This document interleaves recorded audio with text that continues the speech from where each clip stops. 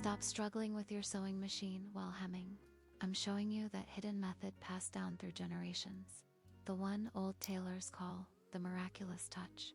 This technique is a very special hemming method that has been in our family for centuries, with elegance hidden in its finest details. When I was just a little child, I used to watch in awe as the fabric turned into a masterpiece between my grandmother's fingers. She always used this technique. All you need is just slightly damp fingers. By lightly moistening our fingers, we skillfully roll and fold the fabric between two fingers. This method is a total lifesaver, especially for the hardest to tame thinnest fabrics, like chiffon and silk. You will achieve that flawless, delicate form that even modern machines can't replicate, all with your own hands through this traditional touch. Combining the wisdom of the past with modern sewing is just that effortless. If this ancient technique added value to your sewing kit, don't forget to like this video and share it with fellow sewing lovers to keep this art alive. So, what are your family heirloom techniques?